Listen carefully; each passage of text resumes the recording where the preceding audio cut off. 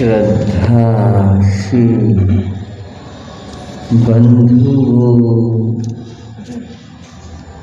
एवं श्रद्धाशील बाबा, भगवान महावीर का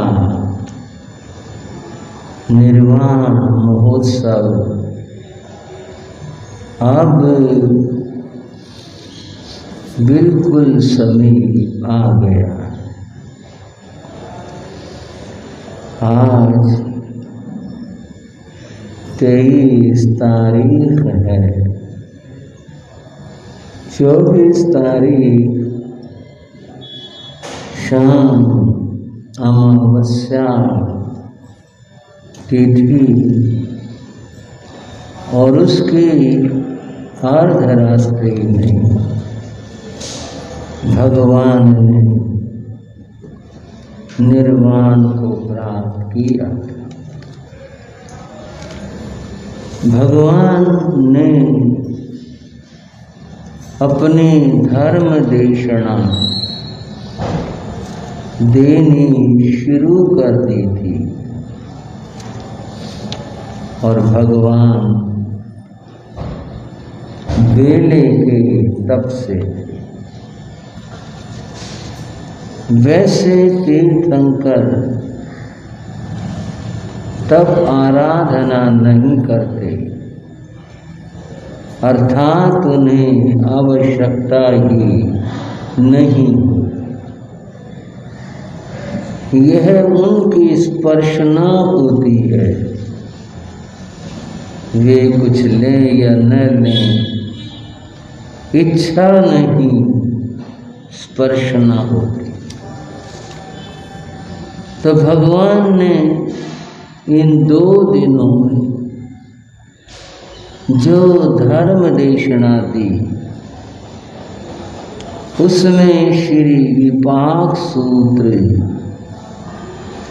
और श्री उत्तराध्ययन सूत्र, ये 2 शास्त्र उस देशना में कहे गए। उस देशना से ये 2 शास्त्र बने। हम इसे यूं समझ सकते हैं तो भगवान देशना दे रहे थे, कितना अद्भुत महान और वह मंगल अवसर होगा जब प्रभु कृपा कर रहे थे और मनुष्य, देव, तिर्यंच ये सब प्रभु देशना श्रवण कर रहे। बंधुओं, वही देशना जो प्रभु ने दी थी अब हमारे सामने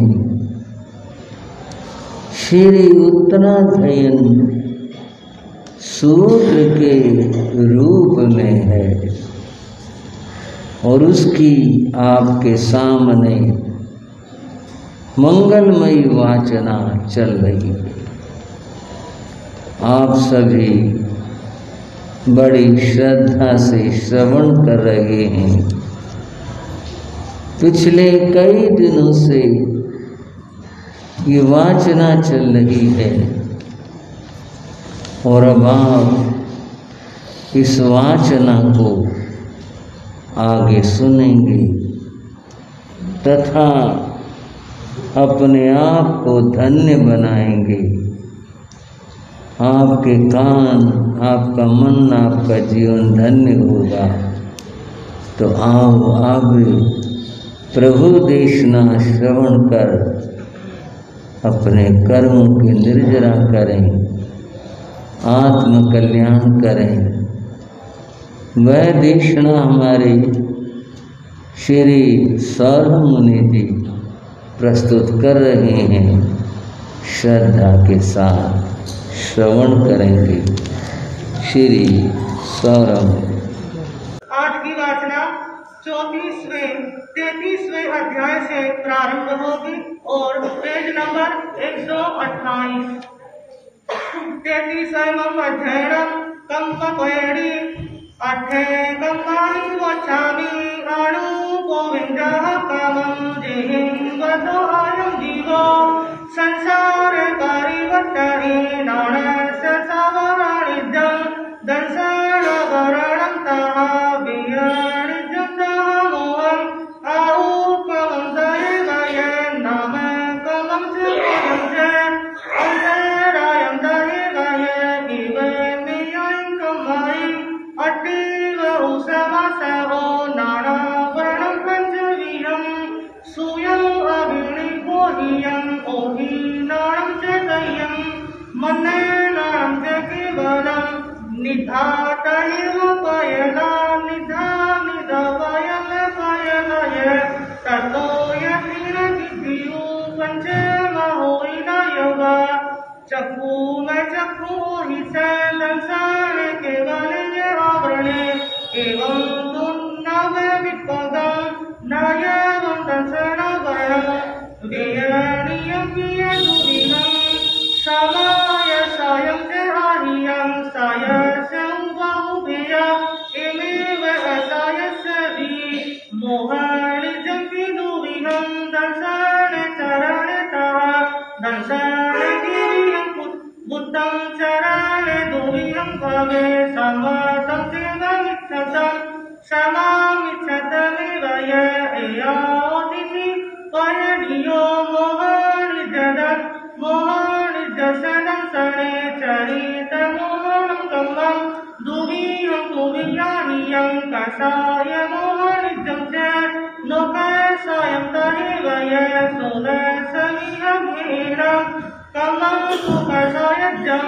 सतविहं नवविहं वा कमं च लोकसायजं निरयतिखां मनुष्यं तदेव य देवाहुयं च उत्थं आहुकमं च विहं नाम कमं तु दुर्विहं सुहामशुभं च आदियं सुहस्यं बहुभेया एवमेवं सुहस्ये गोयं कमं दुर्विहं उच्चं नियं च आहियं उच्चं अठविहं होयि एवं नयं विहाहियं दाने लवेय भोगेय उवे भोगे विरीयतः पञ्चविहं अन्तरायं समाचरण विहाहियं एयाहो मूलपयदियो उत्तरोय आहिया एक पये सकं कृते कालेय भावं च उत्तरं सुण सवे सिंहेव कम्माणं पये सगमणं गण्ठीय सताह्यं अन्तो सिद्धारं बाह्यं सवे जीवाणकमं तु संगे रक्षति ससयं सवे सुपयसेषु सवं सवे मद्दलम् उदयि सरिसे नमणं तिसाई कोडि कोडियो उकोसिया की होई अंतो मुहूर्तम जहनिया आवरण जान दुहंती जयान जदयवय अंतराय कमंगी धीरिया हिया उदयि सरिसे नमणं सतरि कोडियो मोहन जैसे उकोसा अंतो मुहूर्तम जहनिया तेदी से सागर वमा उको तेणवियानिया ही उवाउ कम से अंतो मुहूर्तम जहनिया उदयि सरिसे नमणं विसाई कोडि कोडियो नाम गोतां उकोसा अठे मुहूर्तम जहनिया सिद्धान्त भागोय अणुभाग भवन्तियो सवे सुपाय सकं सवे जीवेषु वित्तीयं तम्हाहेसि कम्माणं अणुभागवियानिया हेसि सागरे शिव खणेय जय मुहोति देवी। 34वां अध्याय लेशयनं वावखामि अणु गोविन्दः कामं क्षणं विकमले क्षणं अणुभवे सुने हमें नामा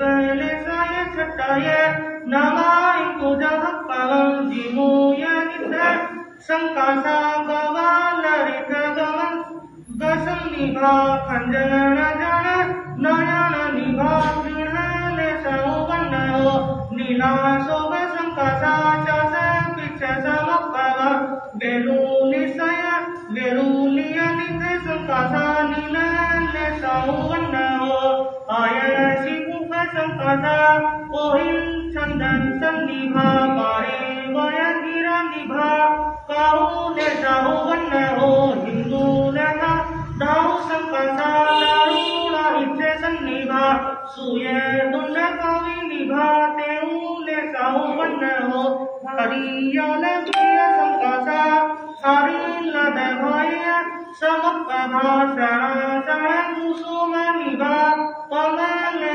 sauvannayo sankha kunda sankasa kira pura samapava raya yaya sankasa sukale sauvannayo jaha guru yantam bhubaraso nibhanda guru yarohini rasoha eto vihanta guno raso yakinhai nayavo jaha jiru singanu yasabya raso tikho jaha hakiki kiliyeva eto vihanta guno raso nilai nayavo jaha taruna ambagaraso tuvara kavi visava vijari saso eto vihanta guno raso pauya nayavo jaha karila yambaraso bhava kavi visava vijari so eto vihanta guno raso teuya nayavo gara garuniya garaso viharave asevale jari so bahu mera yasavaraso eto kamhai karahinam khanjura udiya raso kira raso khanda sakara raso bhavito vihananta guno raso sukhaya nayavo jaha gomadasa gandho sura gomadasa gajava ahimadasa eto vihananta guno lesanam apasatharam jaha suraki kusuma gandho gandha vasana pitsamananam eto vihananta guno pasata lesanam tinamti jaha karagasa kaso bodhi bhaya sagar pattanam eto vihananta guno lesanam apasatharam jaha purasava kaso navani asava siri sakulan kusumanam eto vihananta guno pasata lesanam Divi Govinava Vihova Sata Visai Vihakasi Sova Dusaro Tivava Lesarang Hoi Parinama Panchasava Bhavato Tihimpan Agutto Chanso Agariyo Yasivaramha Parinama Buddho Sahasiyo Naro Nidhandasa Parinama Nisango Adhindiyo Eye Jogasama Utta Kirele Santo Pariname Itamarisattavo Avidya Hiriya Gihi Bhavase Yasare Kamate Rasalolu Yesaya Kavesiya Arambhao Agariyo Buddho Sahasiyo Naro Eye Jogasama Utta Nilele Santo Pariname Vanke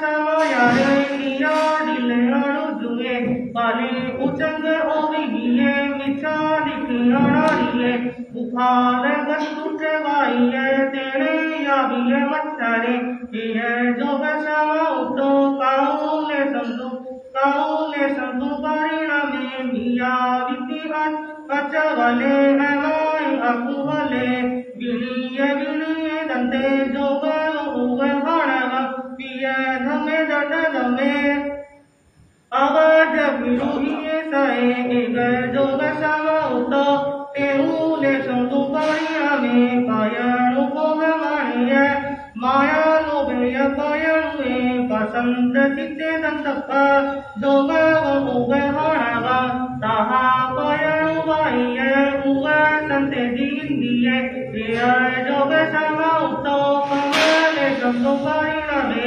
Atharu dhari vajita dhame sukani sahare Kasam chaditte tam tapka samiye gujaye guttiso saga sarage biyarage gaue sante dindiye Ega joge sama utto सुकले संतोषारीना में असंखिजारो सब पीढ़ी है उससे पीढ़ी है जैसा माया संखारिया लोगा Lissauer Bhagwanti ठाराई मुगो तदम जहन्ना तेजी सा सागरा बुद्धहिया उतो सहोई की नाया वाकिण लेसाहे मुगो तदम जहन्ना दश उदहि कलिय वसंग भावे मभहिया उको सहोई की नायवा नीलले साए मुहूत जंतु जहन्ना तीनों दही बलिया वसंग भाग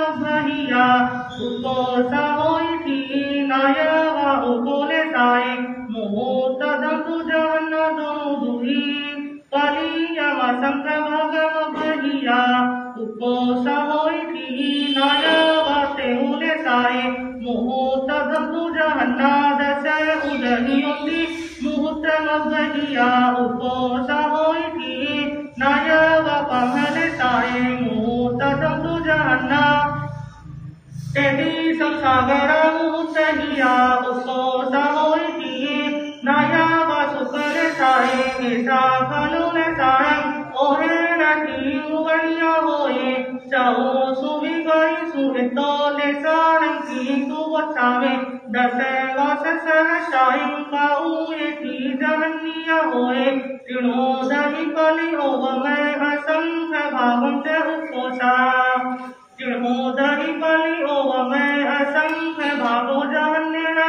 लीलठी दसे उदय कली ओव में असंख्य भागम से उपकोसा दसे उदय कली ओव में असंख्य भागम जहन्निया होई तेजी से सागराए उपकोसा होई किनाए ऐसा निरयारंग ले सारंग ठीकी उबड़िया होई तेरे मारंग वचावे तीरिया मानुसार देवारंग हंतो मुहूर्त मध्यम ले सारंग ठीकी जाहिं जाओ तीरियारंग नवरंग वजीता केवलम ले संग मुहूर्त संजुवन्ना मुहूर्त जंतु जहन्ना उपकोसा होई कुवे कोड़िया नावही वारी से ही उड़ा नायवा सुकले साए ऐसा तीरिया नरारंग ले सारंग की उगणिया होए तेरे बरंग वचावे ले सारंग की उदेवारंग दसे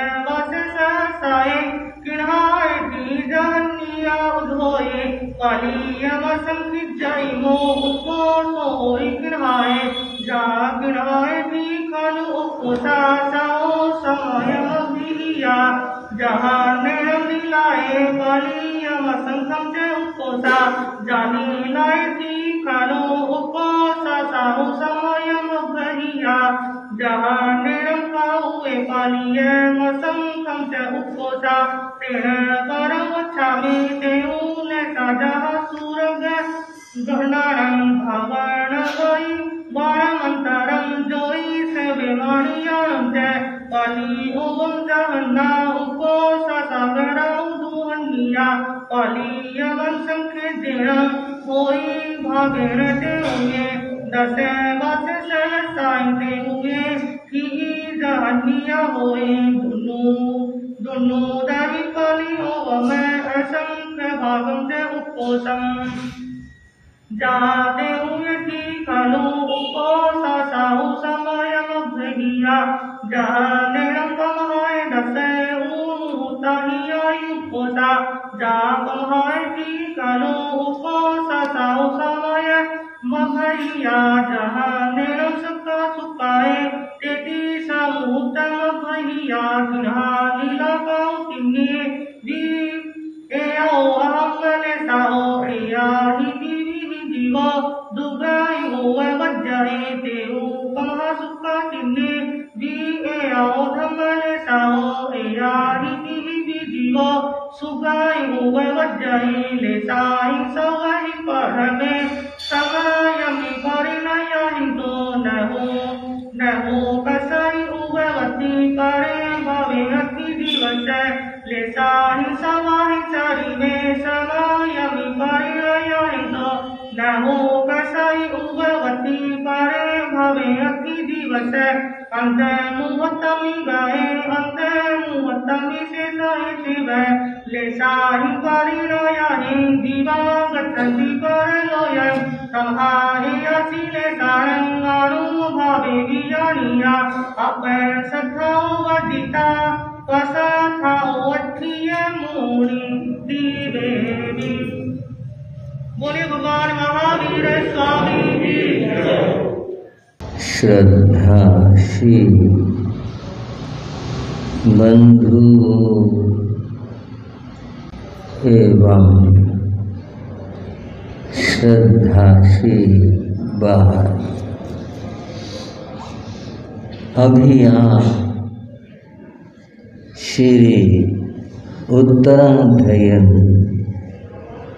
सूत्र की वाचना श्रवण कर रहे थे। आज हमने 33 और 34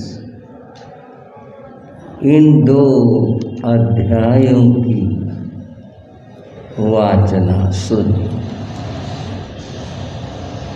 वाचना चल रही थी, आप सभी बड़ी श्रद्धा से सुन रहे थे। मैं देख रहा था, अनुभव कर रहा था, शास्त्र में कितनी बातें आई हैं, कितने विषय हैं। अगर एक यह उत्तराध्ययन सूत्र सम्यक प्रकार से पढ़ लिया जाए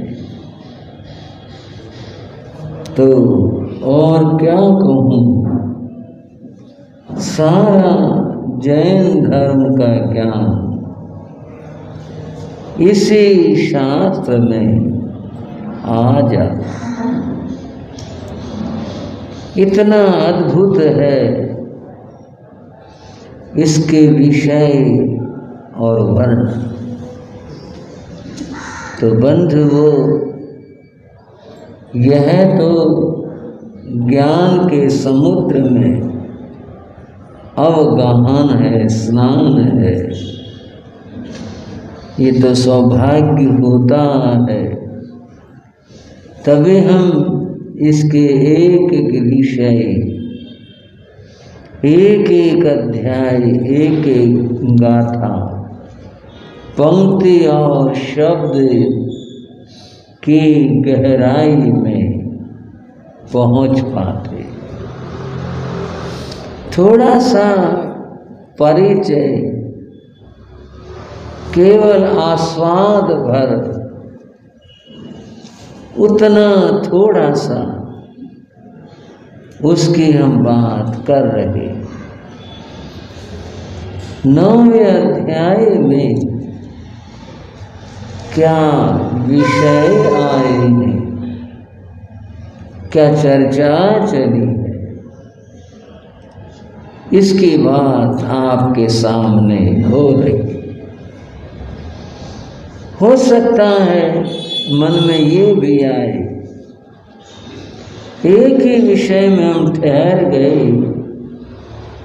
आगे नहीं बढ़े, मैं करूं क्या? बढ़ने को तो कितना भी चलने आगे, पर ये विषय बड़े अद्भुत है। देवराज इंद्र ने जो विप्र के, ब्राह्मण के वेश में है, उन्होंने नमिराज से एक और प्रश्न किया। यह उनका चौथा प्रश्न है। पास आए कारतान वर्धमान गिहाणीय बालक पोई आउय तो गच्छसि खत्य। हे क्षत्रिय, आप राजा हैं और राजा से आप ऋषि बन रहे, पर मेरा आपसे कहना है, दुनिया में आए हो कुछ करके जाओ। लोग भी यही कहते हैं, आपस में यही बोलते हैं, दुनिया में आए हैं कुछ करके जाएं। क्या करके जाएं? उन्होंने कहा, पास आए कारतान, सुंदर अच्छे महल बनवाओ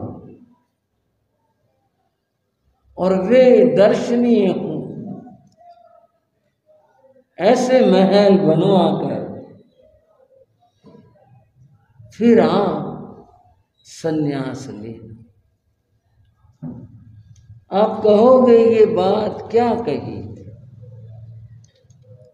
इसके पीछे भी मानव मन की आकांक्षा,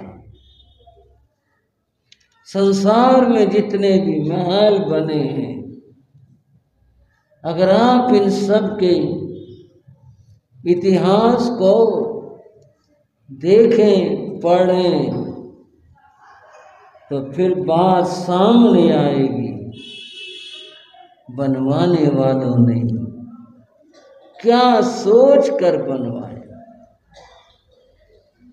मैं आपको इन भवनों के निर्माण के बारे में 3 बात बताना चाहूँ कि व्यक्ति क्यों बनवाता है अपना घर, अपनी हैसियत स्थिति के अनुसार, और क्या उसका कारण होगा। पहला है सुख से वास करना, इसलिए अपना घर मकान बनाते हैं, सुख से रहे, आराम से रहे।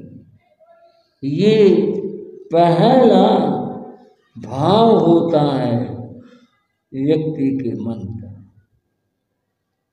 दूसरी बात है यादगार स्मृति। एक आम आदमी तो शायद न सोचे इतना, पर थोड़ा सा वो भी सोच लेता है। जो बड़े लोग हैं, धनी हैं, राजा हैं, वे तो ये सोचते हैं हमारे पीछे हमारी यादगार रहेगी, दुनिया आएगी, देखेगी, पूछेगी, हमें याद करेगी। एक साधारण आदमी भी क्या कहता है, ऐसा मकान बना दिया, पीढ़ियां कहेंगी कि यहाँ में हमारे बाबा ने बनाया, बहुत बढ़िया मकान बना, बहुत मौके की जगह ली, बड़ा मजबूत बनाया। यहाँ भी यादगार का भाव छिपा हुआ। और तीसरी बात है, जीवन एक यात्रा, जीव यात्रा कर रहा है, पीछे से कर्म करके यहाँ आया है और यहाँ से फिर आगे जाना। यात्रा है यह, कब शुरू हुई कुछ नहीं पता, कब समाप्त होगी कुछ नहीं पता। जहाँ तक मोक्ष की बात है वो अलग है। वैसे सामान्य रूप से कुछ नहीं पता। ये घर बनाना कोई आपको नहीं कह रहा, विषय को समझने के लिए बात कर रहा हूं। घर बनाना उस अपने यात्रा में अपने ठहरने का प्रबंध करना है इस जीव के द्वारा। बंधुओं, ये भाव सोच करके व्यक्ति अपने घर और भवन बनाना। यहां कुछ बात करते हैं। इंद्र ने कहा, पास आए कारितानन, प्रसाद महल बनवा कर जाना, यादगार रहेगी। लाल किला बनाया, बनाने वालों ने बनाया। आगरे का किला भी देखने का काम पड़ा, ताजमहल भी है, और भी दुनिया में सब चीजें हैं। ये सब आदमियों ने, उन राजाओं बादशाहों ने अपने यादगारें बनाई, लेकिन इन यादगारों की स्थिति क्या है? बनाए बनवाए, मजबूत बनवाए, बनवाने वाले नहीं रहे। चीजें तो खड़ी हैं, कोई 400 साल से, कोई 500 साल से, कोई 300 साल से चीजें तो खड़ी हैं, लेकिन जो बनवाने वाले हैं वो मकान तो पक्के मजबूत बनाए, लेकिन अपने बारे में भी सोच लेते, हम रह पाएंगे या नहीं रह पाएंगे। जिन गहरे नींव धरा करके थे महल व मंदिर बनवाए,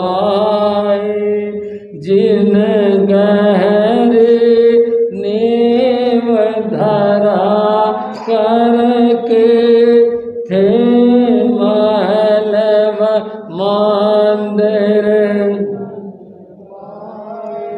जो सदा को रहने आए थे वो निशा मिटा कर चले गए, जो सदा को रहने आए थे वो निशा मिटा कर, जो रतन अमोलक लाए थे वो रतन लुटा कर चले गए, जो रतन अमोलक लाए थे वो रतन लुटा कर, जो बांध के मुट्ठी आए थे वो हाथ पसारे चले गए, जो बांध के मुट्ठी आए थे वो हाथ पसारे चले गए। ये एक चित्र है। रतन लाए थे, अमोल रतन लाए, और वो रत्न थे हमारे श्वासों के, और सब लुटा कर चले। जीव जब आता है, मनुष्य आता है, मुट्ठी बांध करके आता है, और जानते हो आप सब, जब जाते हैं तो हाथ ऐसे टेढ़े मेढ़े खाली ऐसे हो जाते हैं, और यूं जाता। मकान भवन बनवाए बड़े मजबूत और पक्के, सदा रहेंगे, पर रहने वाले ही नहीं रहे, क्या करें, वही चले। बंधुओं, इंद्र का सुझाव कि तुम बढ़िया दर्शनीय अच्छे अपने महल बनवाकर फिर जाना दुनिया याद करे। एक बार एक पुरानी इमारत देखने का काम पड़ा। पुरानी थी, खंडर हो रही थी, लेकिन सरकार ने रख रखाव किया हुआ था। देखा जगह जगह खंभों पर, दीवारों पर जो लोग देखने आते हैं उन्होंने अपने नाम लिख रखे, आने की तारीख भी डाल रखी थी। आपने भी कभी देखा हो? ये खराब आदत। कहीं गए और स्थान को खराब कर दिया, लिए अपना नाम लिख दिया। कोई प्रश्न करे क्यों, किस लिए? आने वाले पढ़ेंगे कि यहाँ फलाना वो आया था, इस तारीख में आया था। आप नाम लिखकर अपनी यादगार बनाना चाह रहे हैं। जिसने ये महल बनवाए थे वही न रहे, ये महल ही न रहे, और आप एक नाम लिख करके अपने आप को अमर बनाना चाहते हैं। कितना भ्रम है मनुष्य के मन का। लेकिन आदत, सोच, लोग जाते हैं अपना नाम लिखे आते हैं, सोचते हैं अब हम यहाँ रहेंगे, यहाँ दुनिया आएगी हमें याद करेगी। कहीं बंधु न बनवाने वाले रहे, न जो बनवाया था वो रहा। पर एक बात बताना चाहता हूं, अगर आप उस बारे में सोच सको। मकान तो सभी बनाते हैं, भवन बनाते हैं। एक और बात इससे अतिरिक्त कह रहा हूं, संसारी व्यक्ति को गृहस्थ कहते हैं। क्या कहते हैं भाई? गृहस्थ। गृह स्थित है, जो घर में रहता है, घर बना कर रहता है, उसको गृहस्थ कहते हैं। जो घर में स्थित है, घर में रहता है, वो गृहस्थ है। एक बात कही नीति शास्त्र में, दो आदमी इस धरती के ऊपर भार होते हैं। भाइयों, बहुत कड़वी बात होगी किसी को भार कहना, और पता नहीं कहीं अच्छी लगेगी न लगेगी, पर बात तो विचार की है। दो आदमी इस धरती पर भार होते हैं। एक तो वह है जो गृहस्थ हो और उसके पास घर ना हो। कड़वी सी बात होगी। बतेरे आदमी किराए पे भी रहते और भी रहते हैं, गुजारा तो सारे करते हैं। पर बात सुन लो, जो गृहस्थ हो और उसके पास घर ना हो वो धरती का भार, और जो भिक्षुक साधु हो उसके पास घर हो वो धरती का भार। ये दो आदमी धरती के भार। साधु का और घर का क्या मतलब? जो साधु हो गया, अगर वो घर बना रहा तो गृह स्थित है, घर में स्थित है। वो साधु को घर नहीं बनाना। और गृहस्थ जो कहलाता है उसके पास घर ना हो तो कैसे काम चलेगा? चल नहीं सकता है। गृहस्थ के पास घर होता है, तभी उसे गृह स्थित है, घर में स्थित है, घर में रह रहा है। तो मैं गृहस्थ की बात कर रहा हूं। व्यक्ति मकान बनाता है, फिर कह रहा हूं आपने कुछ नहीं सोचना है। तो बात आम ऐसी बात है, सबके लिए विचार है। घर बनाया, सबके कमरे बट जाते हैं। इसमें बच्चे पढ़ेंगे, इसमें बच्चों के माता पिता रहेंगे, इसमें वो रहेगा, या रसोई है, या ये काम है, या मेहमान है। बाबा के लिए कौन सा कमरा होगा? वो गैलरी से ना बाहर वाले बाबा के 4 रुपए वहाँ लगा दो, या एक ऐसा सा कमरा, कुछ ऐसा ही है बस। उसके लिए सोच करके बनाना। भगवान होते हैं वो बच्चे जो अपने पिता का और बाबा का ख्याल रखते हैं। बाकी तो बस ऐसा, ये क्या कहूँ मैं। पर मैं एक तरीका बता रहा हूँ, खास तौर से बड़े बुजुर्गों श्रावकों के लिए। उनका कमरा पक्का हो जाएगा और निश्चित रहेगा, उनका ही रहेगा। और वो क्या बात है, एक व्यक्ति ने धर्मशाला में कमरा बना दिया। कहाँ? धर्मशाला। कोई भी धर्म स्थान हो, मंदिर में बना दिया, स्थानक में बना दिया, कहीं पर एक कमरा बना दिया। समय आया जाना पड़ता है, बाबा दुनिया से चला गया, पोते आते हैं, देखते कहते हैं ये हमारे बाबा का कमरा है। किसका कमरा है? नहीं समझ पाए मेरी बात को? बोलो श्राव को, ये हमारे बाबा का कमरा है। देखो बाबा कमरा दीदी हो गया, घर में कोई नहीं कहता ये हमारा बाबा का कमरा है, भाई उसका कमरा है। जो कमरा बनवा दिया ना सेवा में, धर्म कार्य में, उत्तम कार्य में, मंदिर में, किसी अच्छी जगह पर, धर्म स्थान में, वो याद रहे।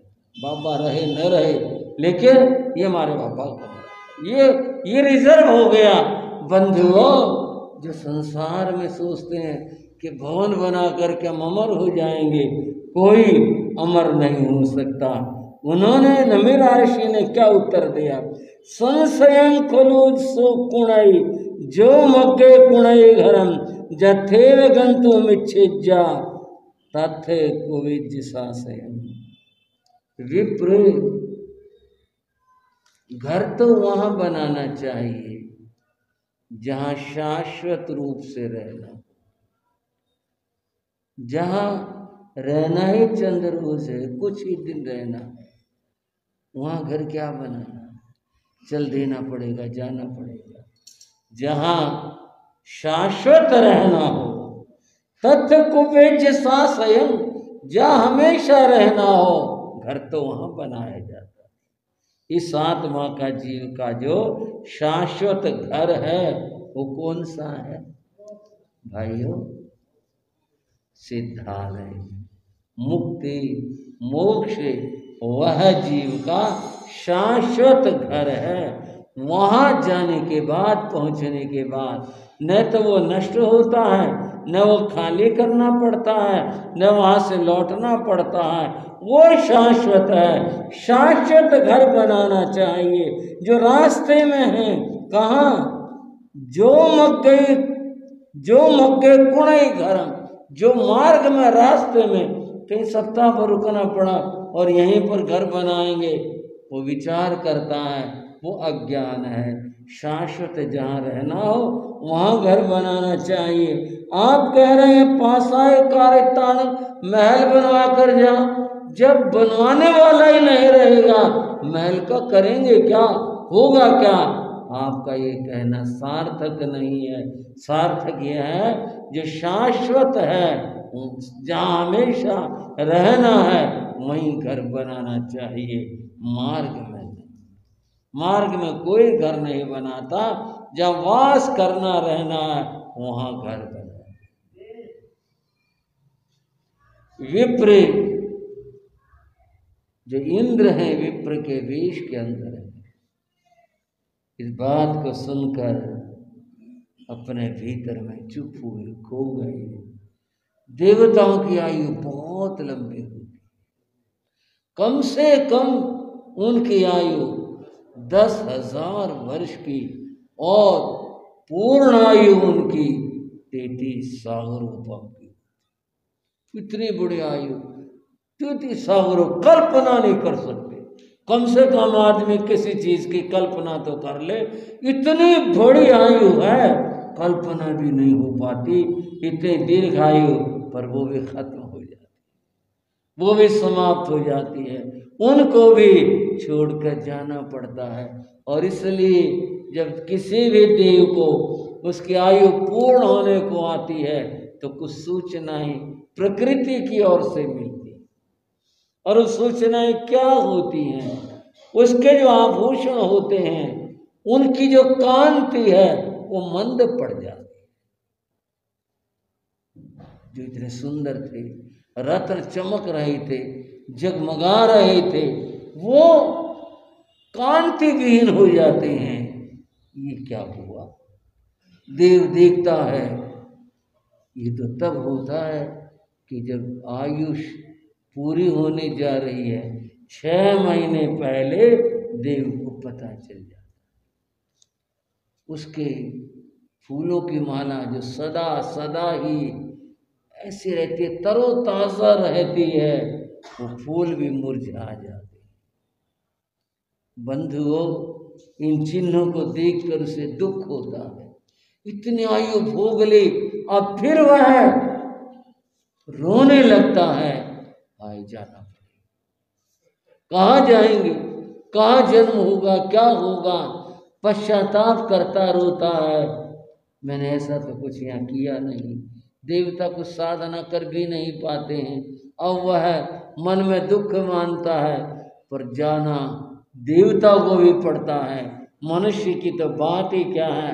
अतएव उन्होंने कहा, जहाँ शाश्वत रूप से रहना हो घर वहां बनाना, मार्ग में घर बनाना व्यर्थ है। देवराज इंद्र इस तथ्य को सुन करके अवाक रह जाते हैं, सोचते रह जाते। नया प्रश्न किया, आमों से लोम हारे गंठी भेय तक करे, नगरस खेमं काउणं तव गच्छ सीखत दिया। हे क्षत्रिय, मैं आपको आपके एक और कर्तव्य के बारे में कहना चाहता हूं। हर मनुष्य को अपना कर्तव्य पूर्ण करना चाहिए। आपके जो कर्तव्य है मैं उनकी बात कर रहा हूं, वो यह है, नीति में कहा है, जासु राज प्रिय प्रजा दुखारी, जिस राजा के राज में प्रजा दुखी होती है, सोई नृप अवश्य नरक अधिकारी, वो राजा नरक में जाया करता है। जिसके राज्य में प्रजा दुखी हो वो राजा नरक में जाता। आप अपने प्रजा को सुखी बनाने के लिए कुछ प्रयत्न करो, लोग सुखी रहें।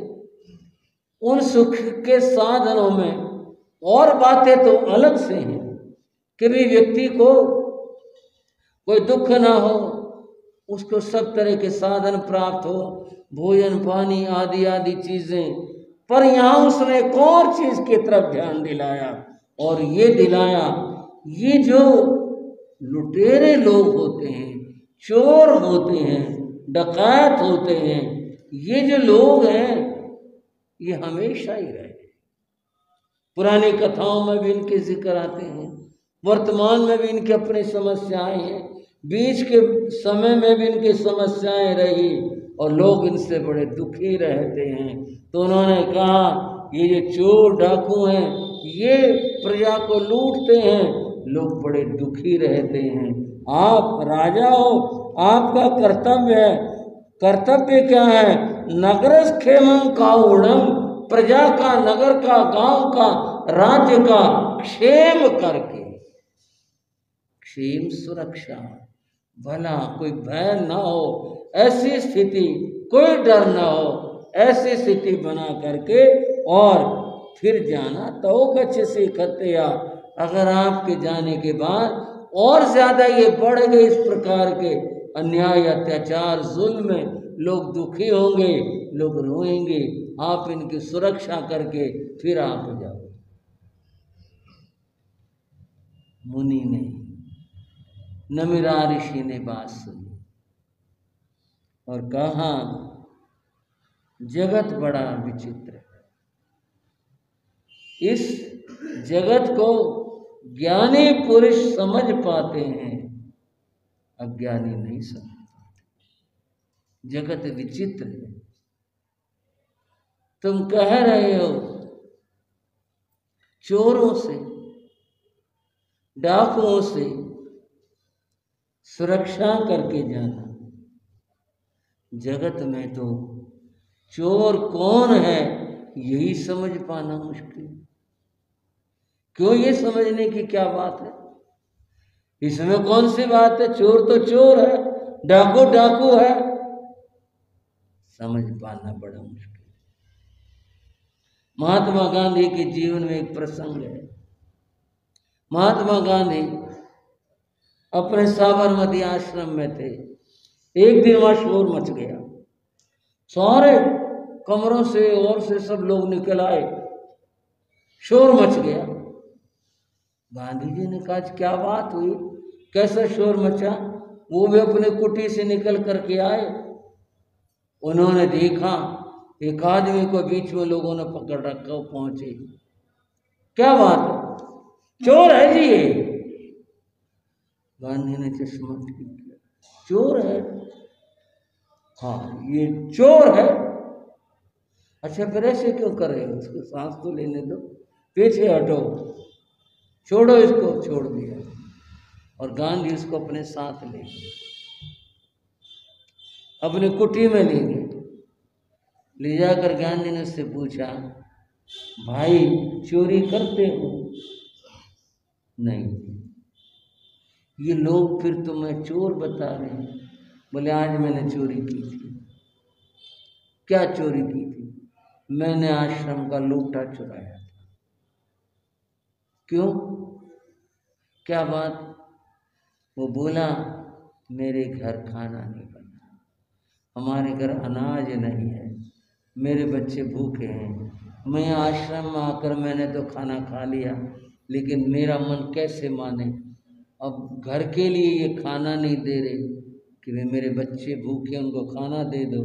वो ये दे नहीं रहे, बोले यहीं आकर के खाओ।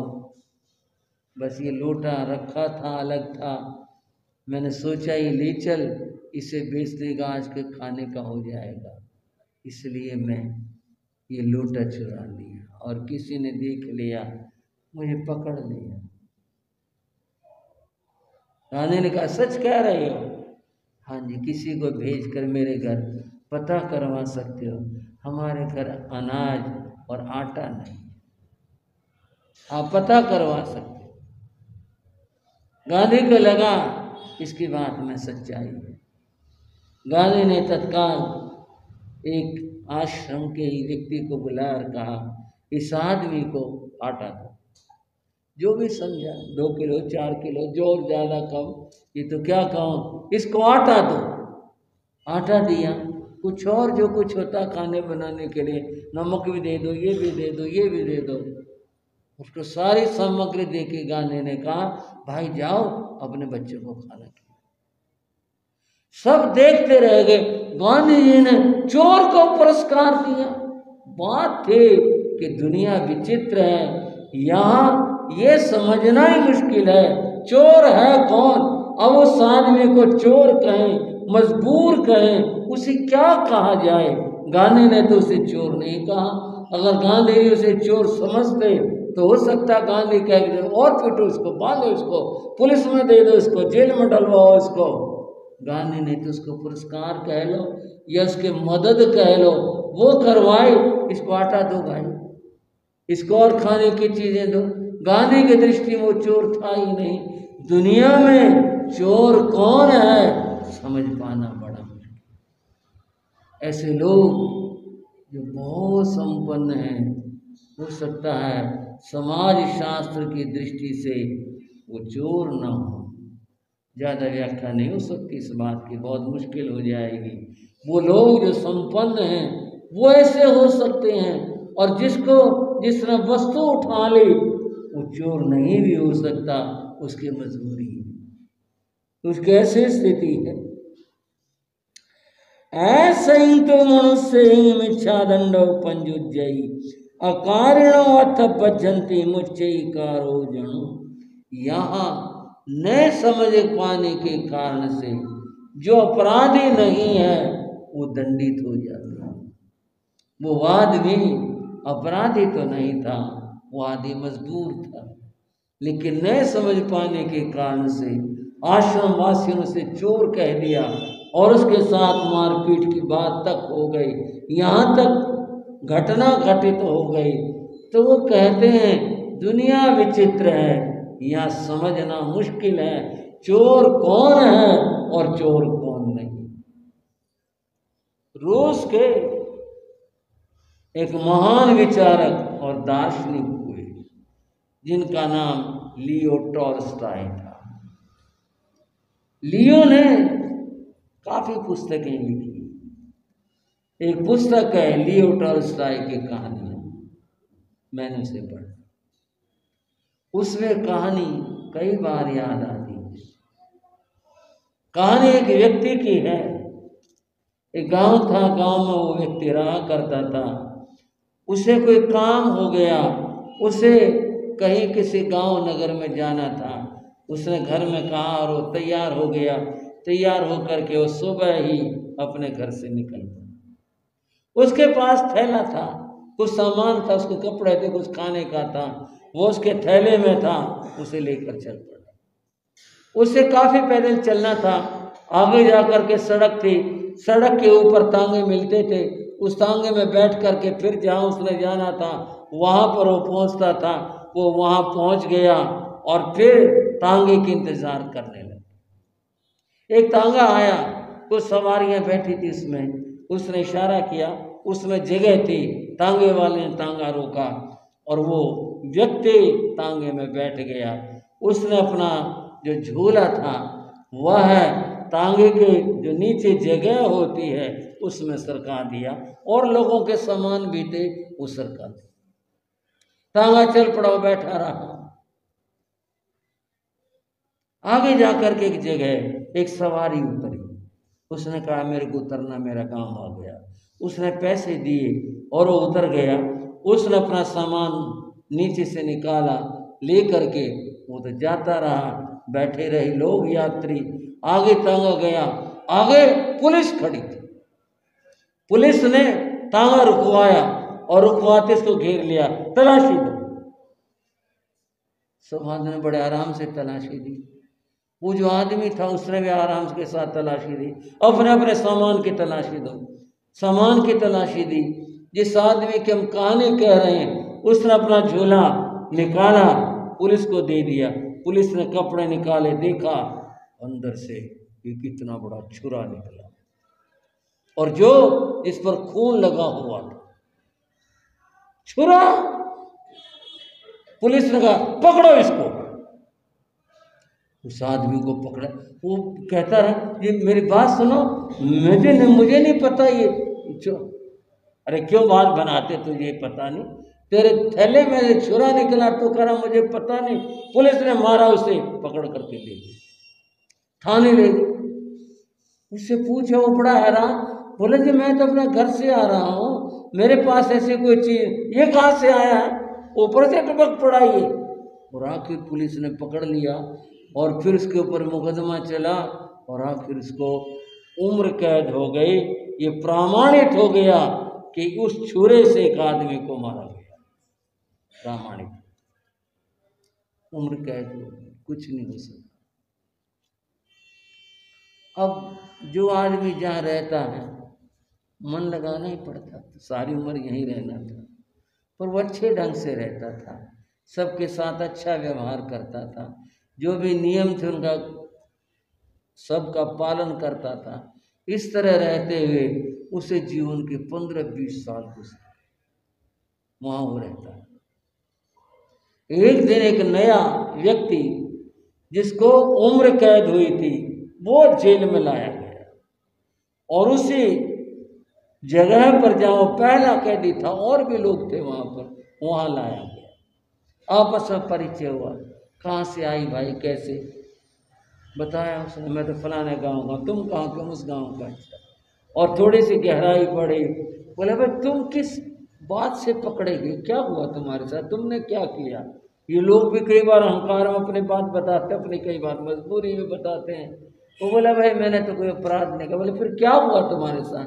बोले कुछ नहीं, मैं तो घर से चला था, कहीं जाना था, मेरे थैले में छुरा निकला और मैं प्रमाणित नहीं कर सका, ये मेरा नहीं है, मुझे उम्र कैद। वो आदमी बार बार उसको देखता है। बोले भाई मेरी बात सुनकर आप इतने हैरान क्यों हो। बोले ये वो जो गांव है वहाँ जो सड़क है और वहाँ लोग तांगे बैठ के वहाँ जाते हैं, ये वहाँ की घटना है। बोले हाँ हाँ, तुम्हें क्या पता, तुम भी तांगे में थे क्या। मैं तांगे में था। अच्छा अच्छा, फिर तुम्हारे साथ क्या हुआ। बोले मेरी बात तो छोड़ो, मुझे बड़ा दुख है दोस्त, मैं क्षमा मांगता हूँ, तुम्हारे थैले में छुरा डालने वाला मैं आदमी था, मैंने डाला, मैंने हत्या की थी और मैं अपना छुरा लिए हुए तांगे में आया था भागने के लिए। और जब मैंने सामान तुमने रखा, मैंने जब भी सोच लिया था, मैंने अपने सामान से छुरा तेरे सामान में रख दिया।